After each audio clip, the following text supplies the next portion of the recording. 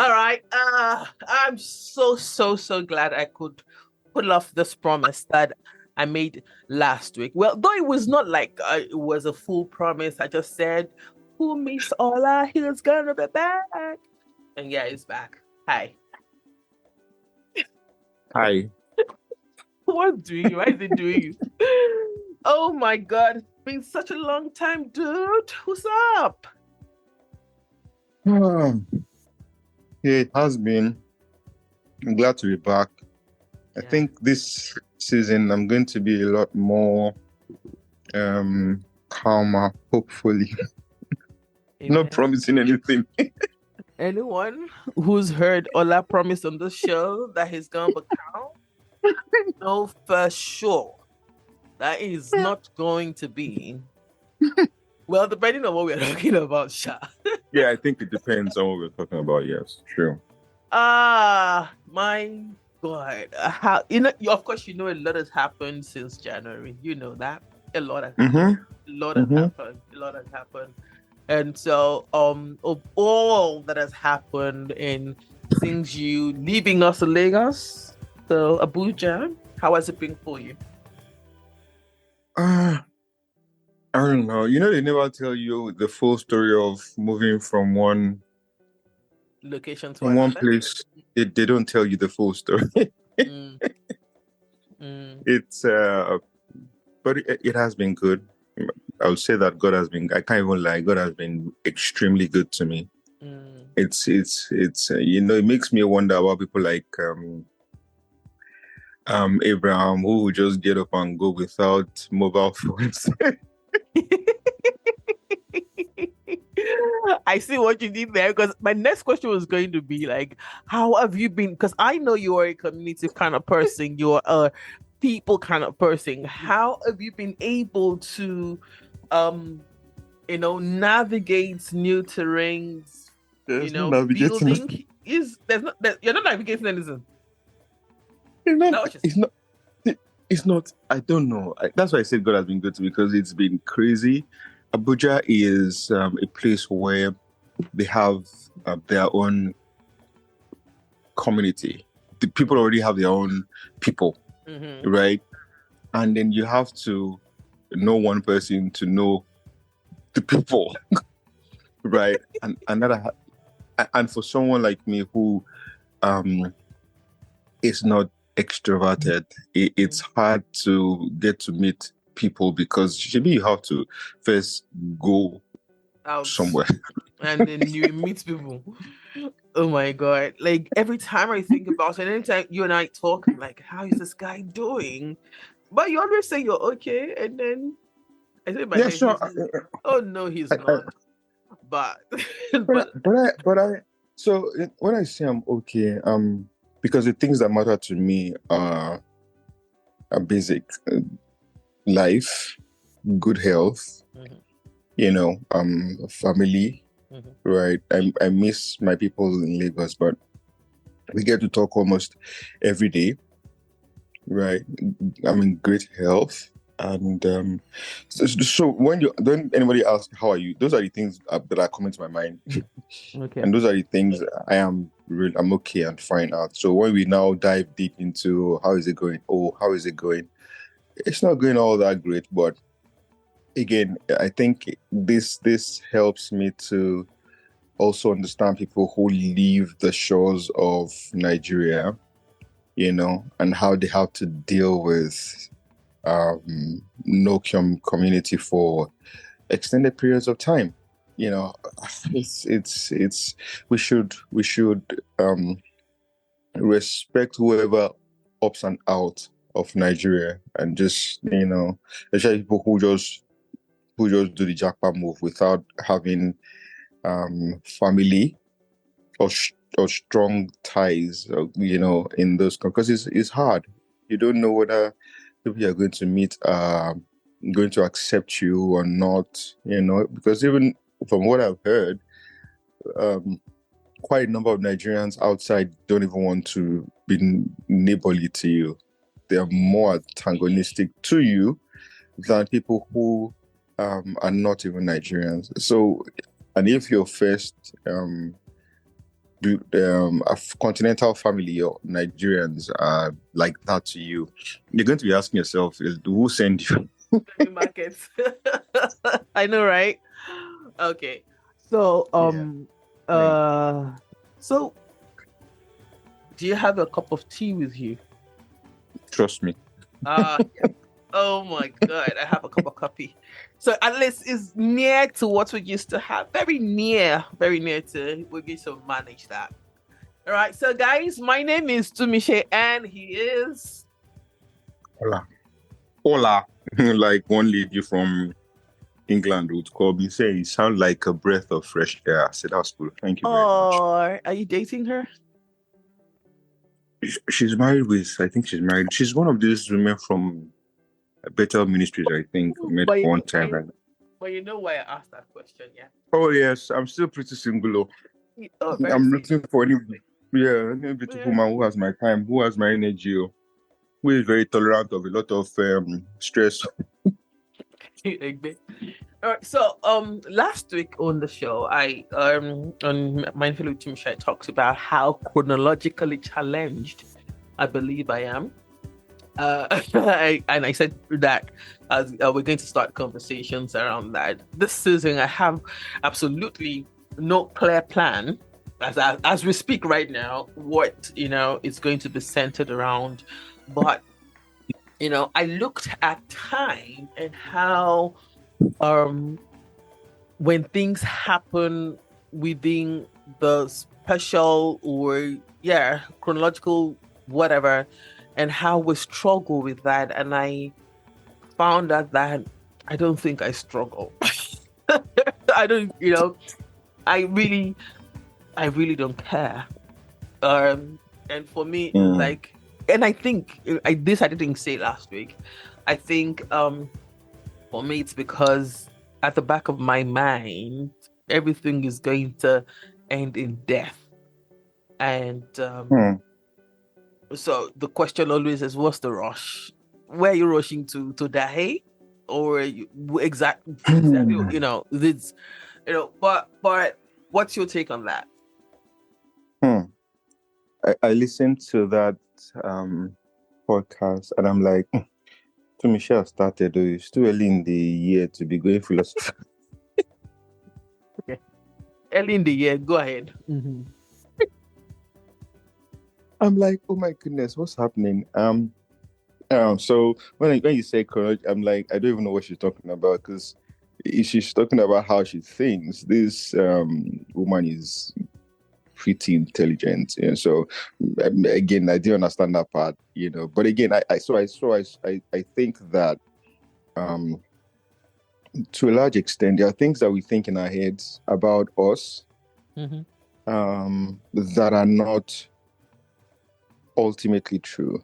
It's just maybe from if we do if you do a lot of introspection of where we are coming from, Mm. we think we're slow. We think because again, how are we measuring time? Well, we usually measure time not by ourselves but by people around us.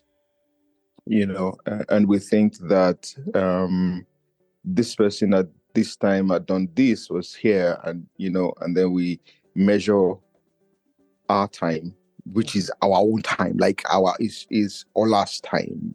We Mm. measure it by Lakon's time, measure it by Yakub's time, measure it by Chidi's time. And if Chidi at a particular time, which you are now, has already done this and this and this, you tend to look at your own time or your own timing through the filter or the frame of Chidi's time. Mm. So when you said that, I'm like, nah. When you said that, yeah, yes, yeah. But so one of the things I think I agreed with, but again, which I cannot say, but I know for myself, I used to believe that I was a slow learner. Mm. Right? It took me forever to come to that place. But again, I don't think I am. I don't think I am. I think it's just how I learn is not the common way of teaching in schools, Mm. and that would Mm. put you at a disadvantage. Do you understand? So if they teach a particular way in school, which is not the best way you learn, you would think you're learning slowly, right?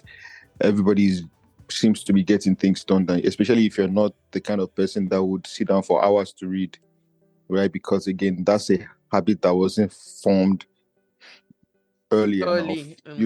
Early enough. You would find that and you begin to, okay, why am I not getting this thing? You have those contradictions of, somewhere in the back of your mind that you're not stupid, right? Yeah. And then you see, you're wondering, okay, so why this thing cannot be this hard? It can't be this hard if this person or this person is getting it. And when you have conversations with those person, you are literally on the same level, but they seem to be getting it. It took me a long time to realize that. So maybe it's not that I'm slow. Maybe it's just that the way that I enjoy learning is not it's not the common way where people and again, I think one of the things that I also appreciate about what you said is I'm learning to um I'm learning to enjoy the fact that there are really no fixed way of doing anything. Like there are none. You can learn one thing in one way, and when it comes to something else, you want to learn it a different way. Another way. Yeah, and it's interesting to me that the schooling system, I'm not talking about education now, the schooling system does a lot more to destroy how we are as human beings, created to become, right, than it does good for us. So even when you do amazingly well in life, you would find that with the appropriate or the right community and support system, even without that schooling, there's a likelihood that you would do even better. All the systems that confine you to just one way of doing things, right, may not exist for you. You'd find people like Elon Musk who had the opportunity of exploring more than one way of learning, eventually get to a place where they live life on their own terms. And it's not just a function of that they have money, it's the learning, it's the way they do things that allows them to they enter into who they really are. They explore who they really are. And it brings them to this side of fulfillment. And fulfillment is not necessarily money, right? Even though, again, it's that society's thing of shaping how we should view things, how we should see things. So I agree with quite a number of things that you said in terms of those things. But again, I also, maybe this again will be part of the conversation for this season in terms of truly becoming, because I think that I don't think we did justice. I'm not even sure we touched it, even though I'm not sure we touched it in terms of really examining that becoming. I'm not sure. I'm not sure. So here in this, and I'll tell you why I think we didn't touch it that much. I'm just getting to this understanding. So it's not like, so it's very, what I want to share now is very new understanding or whatever it is. Right. Funny. Right.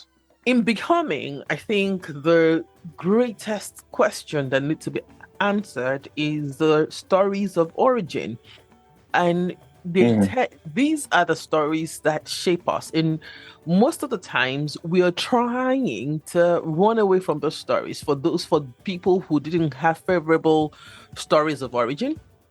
And sometimes we're trying to divorce ourselves from our beginnings and trying to create a future that is devoid or completely of the past, right? Of the past. And I don't think it's possible because I don't believe it is. I don't think it is possible because in understanding your stories of origin, you understand yourself, why you think the way you think, how you think the way you think, and what you do with the things that you think, and how you relate with yourself and others. And then you'll be able to carve out what you're become. is. Yes. Uh, Yes.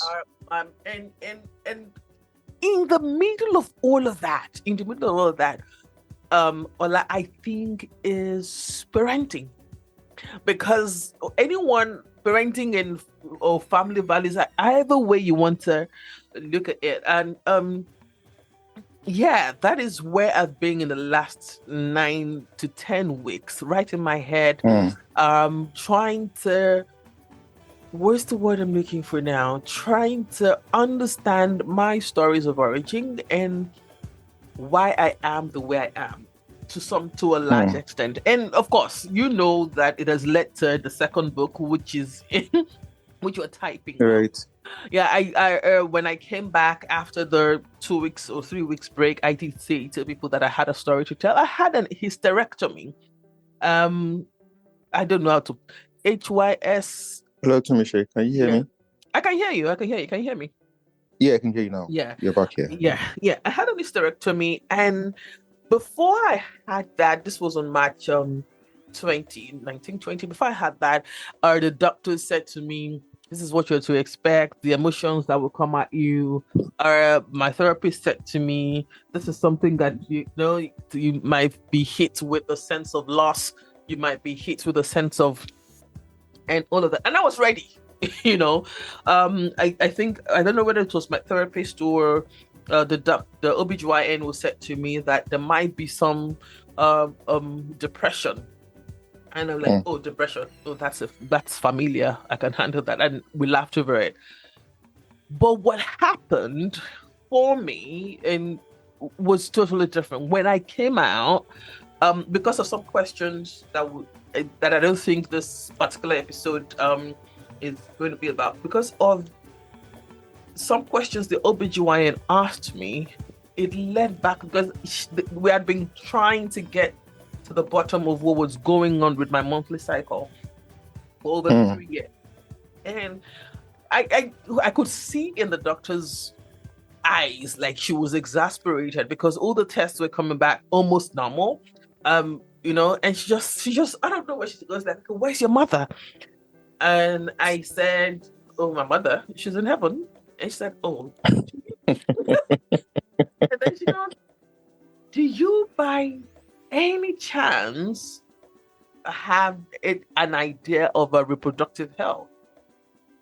And at that moment, I said, yeah. And I told her some things that my mother had told me. And when I came out of surgery, I was first hit with a sense of gratitude. Yeah, like, oh, I have this amazing support system, friends, family. I have my Mm. brothers, I have my husband, I have my children, I had friends. My mother didn't have Mm. that. And Right. and it was as if her life flashed right in front of me. And I'm Right. so grateful, so grateful for the last 10 years my mother and I had. We became real close, almost besties. If we were not besties, she was my everything. But Mm. people who met me and my mother in those 10 years before she passed, and the people that were there at my beginning, when she and I could not see eye to eye, would wonder how we became close. And, it took that hysterectomy for me to see my mother. Does that make sense? Right. For me to Right. see, it took the surgery for me to see my mother. And that is what has linked me to the stories of origin and how we carry Mm. trauma in our body, how our body stores trauma until something pushes it out. And then, so on the journey to becoming, going back to what you said, if I do not think that if you don't touch your story of origin, sit with it, do a self audit, that becoming might just be a head thing as against Mm. some heartful thing that should happen. Mm. Wow. Your turn. Your turn. Yeah. Mm. when you do things like this, I just want to sit with it and just like I'm not seeing anything. Go away. The good thing is I can always get to listen to this again and just yeah. But you're right. You're right. Because when you said disassociate yourself from the past, it just flashed to me that oh goodness, this thing could be a symptom of kind of mental health issue. Yeah, definitely is. Definitely is. You know, when we talk about mental health questions and all that, people are actually talking about the real questions, like the diagnosis. No, but what mental health is, and like I said in the last episode, is the well-being that enables you to cope with the stresses of life, because stress will come. You Mm-hmm. realize your abilities, and when you come to that understanding that you know I have, or I don't have the capacity to deal with this stress. That is you being aware of your mental state, the ability to learn well, to work well, to contribute to your community. This is what Mm. mental health is all about. Yes, of course, we have mental ill health.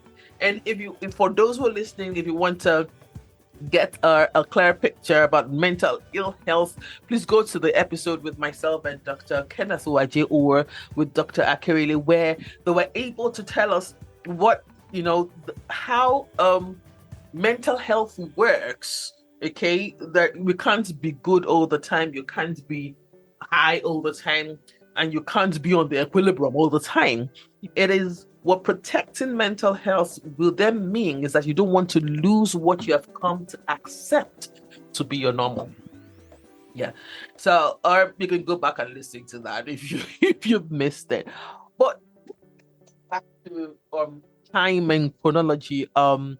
You were talking about learning and how to learn. Again, you cannot divorce that from parenting and how you grew up. Um, for me, how would I say it now?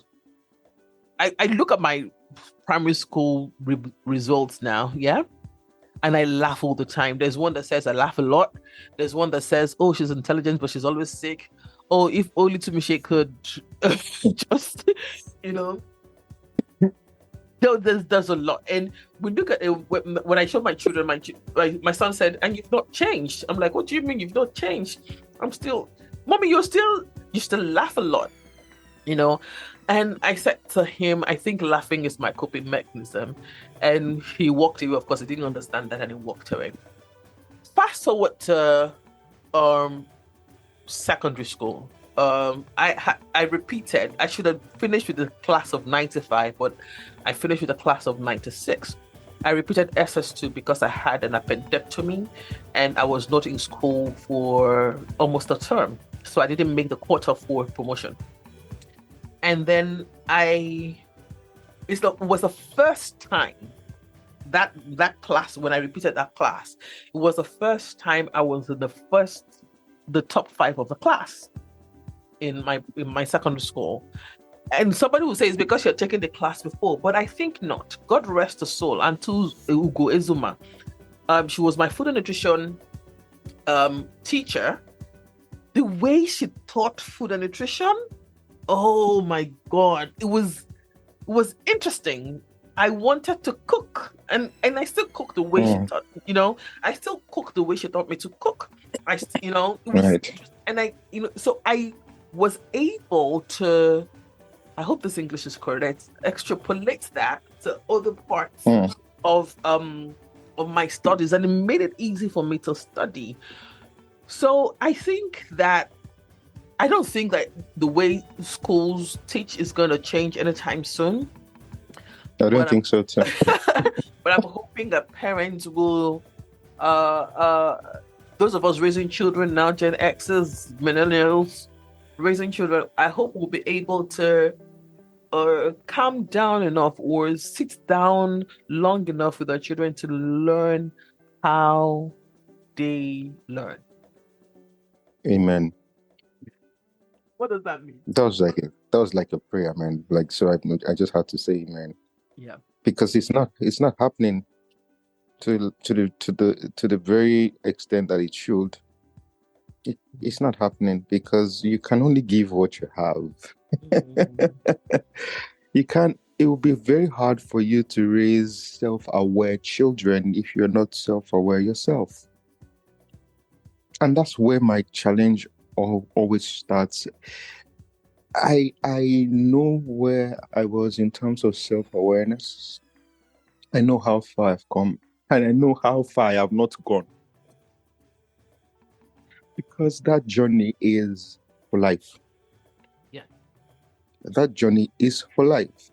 And then how do you want to, because you can't raise emotionally intelligent children without starting from the place of self-awareness. It can't happen. It cannot happen because you have to be aware of self.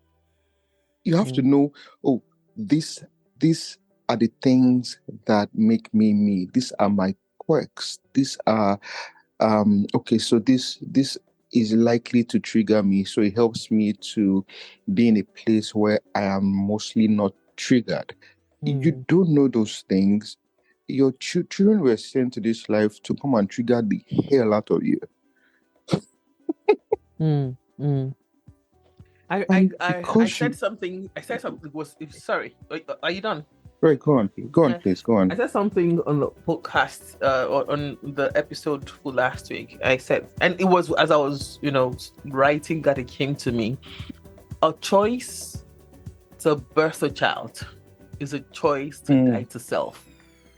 And even when I wrote it, it didn't hit me until I listened. I listened to the episode again. A choice to be a parent is a choice to die to self and allow this child who has come with their own manual, right? You're already programmed. You as a parent, you're already programmed. You're already programmed. And this child that is coming, this child is coming tabula rasa. The fear for this personal, I have the fear of projecting, and I've done it. I've told the story a couple of times. I've projected my fear on my children a couple of times. In fact, as we're speaking now, my daughter is writing WAEC, and she's going to write mathematics on the 30th of May. And she was like, "Oh," and she's very scared. And now I'm mathematically challenged, yeah. And then she sends me a message, and she goes, "Oh, mommy, Matt." I said, "You know what? The glory of the latter must be better than that of the former." I got P7. I got P7. Right. And I know you can keep fighting that. And then she laughs and she goes, "Oh, mommy, it's not that bad." I said, "Yeah, me, it's P7. I know the prayer I prayed before I got that P7." Right. After we had that conversation, I must tell you that I felt good. I could not have told my mother that. Who born me, I couldn't have had that conversation with any of my parents. And it made me understand that dying to self just so that this child that had come with your own manual, if you allow them lead, it's okay. Your programs is okay. You're going to, of course, transfer some of your programming to your children. You're going to domesticate them some way so that you have same values and all of that. But a choice to parent is a choice to also allow this child come to their own. Empower them enough to come to their own. I don't know about you, but I know that people, most Gen Xers, and I think you too, we're not giving the tools and millennials or whatever. Even some who will give you? We're not giving the tools to have conversations with our parents, have conversations with our friends, know how to have conversations in any way. So we are all walking around with who is the first person that's gonna trigger me, and usually because we don't know how to communicate with ourselves, we will project.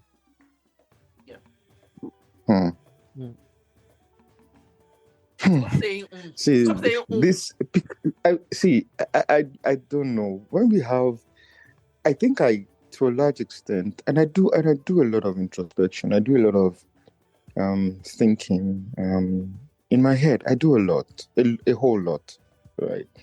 Again, that's one of the strengths of the introverted person. You do a lot of inner calculations, computations, postulations, and all manners of theory work in your head. But when you see some of these things, you just be like, okay, so I'm not the only one thinking like this. I'm just going to be saying because you're literally just speaking thoughts from my. See, I'm in a place right now, and I've been on this this particular place where one of the things that I've realized that pisses me off, like it literally pisses me off, is when I feel whether it is valid, whether it is true or not. Let me just validate when it's true or not. When I feel I'm being shut down, I'm saying stuff, and I feel like I'm being. I see myself going from zero calm, right, straight up to a 9 hot hunger. Okay, what's going on? And yes, exactly. You know, I still thought about it last night because I know I see myself becoming better at being self-aware, really good at being self-aware. So sometimes I can see it and I can excuse myself from those conversations. But not every conversation you can excuse yourself from. Especially conversations with people that you care for, and they want to, because they don't understand what it is that you're going through. They just want to have a conversation and bring it to an end. Right. And they literally you're saying stuff, they're saying stuff. You're saying stuff, you're trying to get stuff said, and they're saying stuff. And to you, it becomes a shutting down. I've always not believed that my voice is loud. My voice is so I feel that when we do that, my voice goes lower than yours. So even when people are angry and they're shouting at each other, I still feel my voice is very insufficient to, override yours. And that's not about just shouting. It's about how I hear these things in my head. And I'm realizing I've come to a place where I'm like, okay, but I look back at like you said, your story, and I didn't find anywhere where I was being shut down. Right, like literally being. I didn't find it. The only thing I found, which I'm literally coming to that conclusion that coaching has done a lot for me. I can't even lie. Coaching has done a lot for me in the sense of being very, very apt about the kind of questions that I ask myself. Right. And when I was growing up, I've always been a very inquisitive person. I can ask questions. Those questions now, because I'm older now, you can't beat me, so I can ask my questions.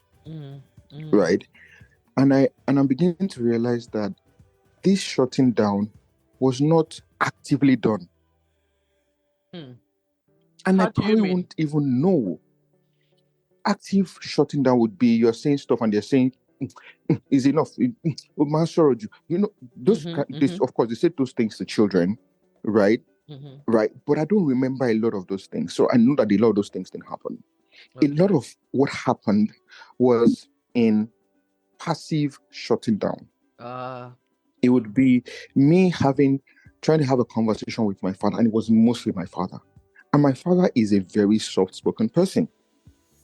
So if you're not careful, you won't catch it. A very soft-spoken person, but I would be asking him numerous questions, and then my father would just say to me, "You can't understand when you grow older." When you grow older, and that's it.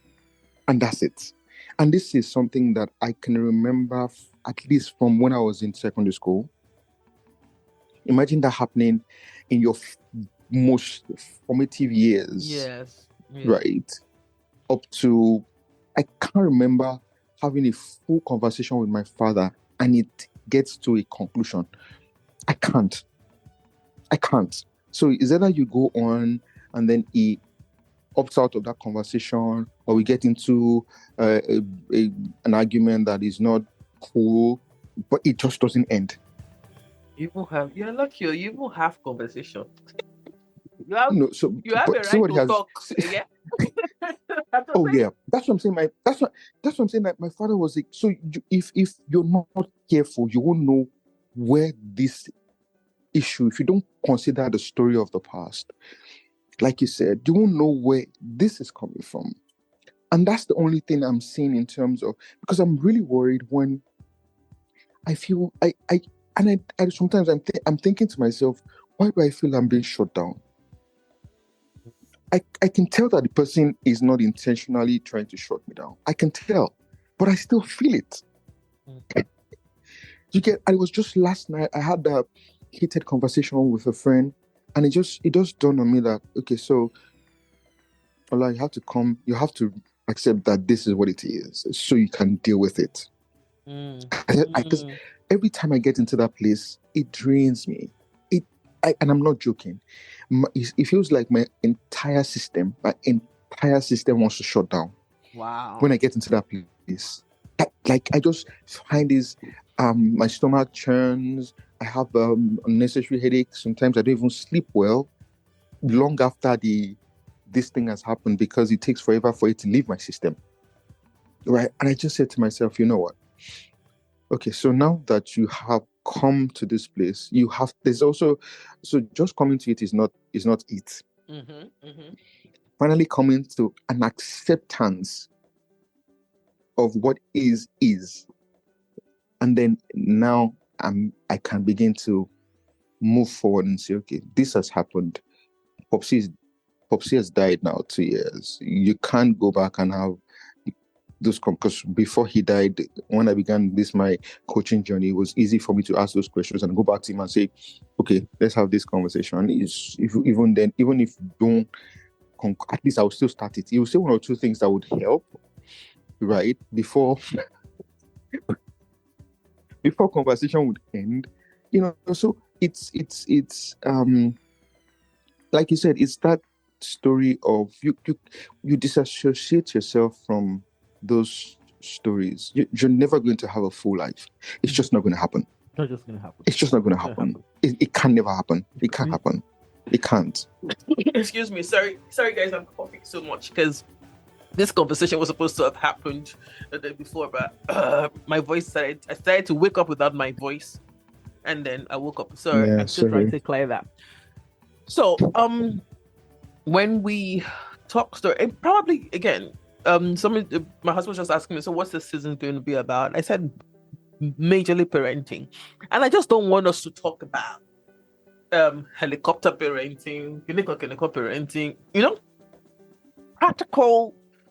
practical ways of coming, because for you to even choose a style of parenting is, like you say, you have come to a place of self-awareness. Because I'm trying to look for the post. I was talking with a friend. I posted something, and then I said, as far as I'm concerned, parenting is the orbit on which humanity pivots. Family. Yes, we say it's family, but when we say family is the orbit on which humanity pivots, is that not saying how you parent every soul that comes into that is within the family?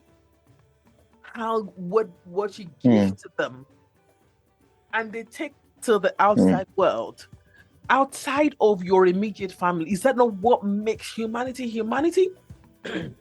I want to be. I know that. We, even in our holy books, the Bible, we can count how many parents were parents. Now. Yeah, but I'm not sure. Was there any? Okay, Mary and Joseph. Well, Mary and Joseph tried, but was there any really? And maybe Ruth and Boaz when they had Obed, maybe, because there was no much of story, maybe, But we saw Job being permissive. He knew his children were doing certain things, and but he would pray for them instead of chastising them. Eli or Samuel was a great prophet, but he was not a great parent. David was a man Right. after God's heart, but oh, see Absalom, Adonijah. Oh, taps. We can go on and on about David's children, Right. you know. Right. Even Abraham, Noah. Oh my, Mm, the list is right. there is rarely no in quotes, for those who are in the faith, rarely any Mm, family that you can really look at and say. And then when we talk this way, people think that we're saying that they should, especially when they hear the spoil the rod, be spare the rod, spoil the child thing. People think that we're talking about not disciplining a child. They're two different mm, things. You can mm, beat a child and the child does not understand, and then you are rearing an angry child, and then you say that they use cane to beat the madness out of my body. Okay, mm, then you have your own child, you want to beat them. Did you like when they were beating the madness out of your body? How would you have mm, preferred they chased out the quote madness from your body via beating? So mm. there's a lot of questions that we need to answer um in talking parenting and family. I don't. Think. I think what we will do would just be to, because everything about parenting is just interwoven, Too interwoven. right? Yeah. Yes. For example, what you said now will drive the madness out of the. Why would you even? Because I have a problem with labels. Mm-hmm. If you already label an attitude madness, you want to deal with it the way you think madness should be dealt with, because that's what Mm. Mm. words and as assignment of meaning to words, that's what it does. That's what it does. I would not say to a child, you are a liar, because that now confers a personality on that child. Mm. But I will ask the child, why are you lying? That's an event. That doesn't make the child a liar. Mm. Mm. If we're able to separate how we label things, it would help us a lot. But that can be very hard, especially if your vocabulary is not It's limited. wide enough, which is why, Mm-hmm. yeah, that's why I encourage people to, again, I'm saying this because of my very, very keen interest in communication.